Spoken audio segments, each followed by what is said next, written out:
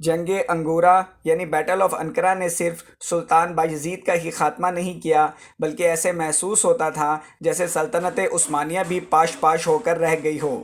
امیر Timur نے ان تمام ترک امیروں کو، جن کی ریاستیں سلطنت عثمانیہ میں ضم کی جا چکی تھیں، پھر سے ان کی حکومتوں کو بحال کر دیا۔ سلطان بایزید کو شکست دینے کے بعد امیر تیمور نے بروسا پر حملہ کیا، لیکن یورپ میں کوئی ہم پلہ جنگجو نہ ہونے کی وجہ سے چین پہ یلغار کے لیے تیار ہوئے۔ مشرقی ترکی کا زیادہ تر حصہ اب عثمانیوں کے ہاتھ میں نہ رہا، اور جو باقی علاقے رہ گئے وہ تیموری لشکر کی لوٹ مار اور قتل و غارت گیری کے بعد ویران سا منظر پیش کرتے۔ دوسری طرف یورپ میں بھی سلطنت عثمانیہ کی حالت کچھ حوصلہ افزا نہ تھی۔ بلغاریہ، بوسنیا اور ولاچیا کی رعایا بغاوت پر آمادہ تھی، لیکن ان تمام تر حالات کے باوجود سلطنت عثمانیہ نے غیر معمولی قوت بقا کا ثبوت دیا، اور صرف 10 سے 12 سال کی قلیل مدت میں عثمانیوں نے نہ صرف اپنے قدیم مقبوضات واپس لیے، بلکہ سلطنت عثمانیہ پہلے سے کہیں زیادہ طاقت کے ساتھ رونما ہوئی۔ یہ اللہ تعالیٰ کی مہربانی اور شروعاتی سلطانوں کی نیک نیتی کا ثمر تھا۔ سلطنت عثمانیوں کو اتنا نقصان امیر تیمور نے نہیں پہنچایا جتنا بیٹل آف انقرہ کے بعد عثمانی شہزادوں کے درمیان ہونے والی خانہ جنگی نے کیا۔ سلطان بایزید کے 6 لڑکے تھے۔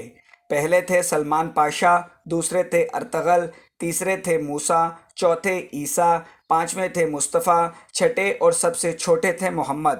ارطغرل کو امیر تیمور نے سیواس کی فتح کے دوران زندہ دفن کر دیا تھا، جبکہ سلطان بایزید کے پانچوں بیٹے بیٹل آف انقرہ میں اپنے والد کے ساتھ شامل ہوئے۔ موسیٰ اپنے والد کے ساتھ امیر تیمور کے ہاتھوں گرفتار ہوئے۔ مصطفیٰ کا کسی کو کچھ پتہ نہ چل سکا کہ وہ زندہ بھی ہیں یا نہیں۔ باقی تینوں بیٹے یعنی سلمان پاشا، عیسیٰ اور محمد امیر تیمور سے جان بچانے میں کامیاب ہوئے، اور امیر تیمور کے چلے جانے کے بعد آپس میں برسر پیکار ہوئے۔ سلمان پاشا نے یورپ کی راہ لی، ایڈرینا پر قبضہ کر کے اپنے سلطان ہونے کا اعلان کیا، جبکہ ان کے چھوٹے بھائی عیسیٰ نے بروسا شہر پر قبضہ کر کے ایشیا میں اپنی حکمرانی قائم کی۔ اس کے بعد سب سے چھوٹے بیٹے محمد، جو ان میں سے لائق اور بہادر تھے، ان کے حصے میں مشرق کا چھوٹا سا حصہ اماسایا آیا۔ ان تینوں بھائیوں کی آپس میں بہت سی جنگیں ہوئی۔ آخر میں امیر تیمور نے چوتھے بھائی موسیٰ کو بھی رہا کر دیا، اور وہ بھی اس خانہ جنگی میں شامل ہو گئے، یہاں تک کہ صرف 2 امیدوار باقی رہ گئے، موسیٰ اور محمد۔ اب تاریخ کا نہایت اہم واقعہ پیش آیا کہ جب موسیٰ کی فوج نے قسطنطنیہ پر حملہ کیا، اور اس حملے سے بچاؤ کے لیے قسطنطنیہ کے شہنشاہ نے محمد سے مدد طلب کی، یعنی قسطنطنیہ پر حملہ کرنے والے بھی عثمانی تھے اور قسطنطنیہ کو بچانے والے بھی عثمانی، یہاں تک کہ موسیٰ کی فوج نے بغاوت کر دی اور وہ محمد کی فوج میں شامل ہو گئے، اور محمد پوری عثمانی سلطنت کے سلطان قرار پائے۔ ایشیا اور یورپ کی تمام رعایا نے آپ کا خیر مقدم کیا۔ آپ نے حکمران بنتے ہی ریاست کا نظم و نسق درست کیا۔ جو ریاستیں سلطنت عثمانیہ سے باغی ہو گئی تھیں، انہیں دوبارہ ریاست میں شامل کیا۔ آپ نے 8 سال حکومت کی۔ آپ سلطنت عثمانیہ کے پہلے 10 حکمرانوں میں سے پہلے حکمران تھے کہ جن کے دور حکومت میں سلطنت میں توسیع نہیں ہوئی، لیکن آپ سے پہلے سلطنت عثمانیہ جس تباہی سے دوچار ہوئی تھی، آپ نے اس پر قابو پاتے ہوئے کسی ایک صوبے کو بھی سلطنت سے الگ نہ ہونے دیا۔ سلطان محمد کے زمانے میں ایک شخص بدر الدین ظاہر ہوا۔ آغاز میں تو اس نے عالم دین کا روپ دھارے رکھا۔ وہ سلطان محمد کے بھائی موسیٰ کے لشکر میں تھا۔ موسیٰ نے اسے سلطنت عثمانیہ کے سب سے بڑے منصب قاضی العسکر کے عہدے پر فائز کیا تھا۔ یہ مراد اول کے دور میں پیدا ہوا۔ اس نے پہلے مقامی علماء سے تعلیم حاصل کی، اور پھر مزید تعلیم حاصل کرنے کے لیے مصر اور پھر مکہ چلا گیا۔ مورخین کے مطابق یہ شخص امیر تیمور کے سامنے بھی حاضر ہوا۔ امیر تیمور عالموں، فاضلوں اور شاعروں کی بہت عزت کیا کرتے، اس لیے اسے بھی بے پناہ دولت سے نوازا۔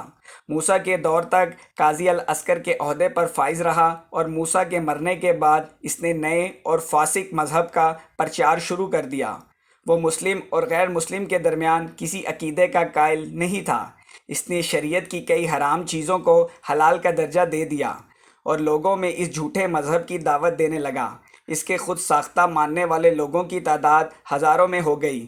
اس کا یہ مذہب یہودی مذہب کی ایک شکل تھا جسے آج کی دنیا میں ہم فری میسن کے نام سے جانتے ہیں۔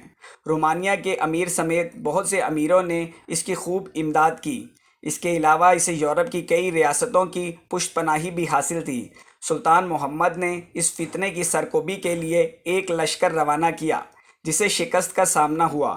اس کے بعد خود سلطان محمد ہتھیار سجا کر میدان میں آئے، اسے شکست سے دوچار کیا اور اس فتنے کا قلع کما کیا۔ سلطان محمد سلطانی فرما رواؤں میں سے سب سے زیادہ بااخلاق مانے جاتے تھے۔ آپ نہایت رحم دل تھے۔ امیر کرمانیہ نے آپ کے دور میں کئی مرتبہ بغاوت کی، لیکن آپ نے ہر مرتبہ اسے زیر کر کے معاف کیا۔ آپ اپنی رعایا میں مسلم اور غیر مسلم کی تفریق کے بغیر اپنی فیاضی کی وجہ سے مشہور تھے۔ آپ نے 1421 میں ایڈرینا شہر میں وفات پائی۔ اس وقت آپ کی عمر صرف 43 سال تھی۔ آپ کو سلطنت عثمانیہ کا دوسرا بانی بھی کہا جاتا ہے۔ ترک قوم آپ کو بہت احترام سے یاد کرتی ہے۔ وفات سے قبل آپ نے اپنے بیٹے مراد ثانی کو اپنا جانشین مقرر کیا۔ مراد ثانی کے حالات زندگی اور ان کی کامیابیوں کی داستان آپ ہماری اگلی ویڈیو میں ملاحظہ کر سکیں گے۔ آپ لوگوں کے پیار بھرے کامنٹس اور لائکس کا بہت بہت شکریہ۔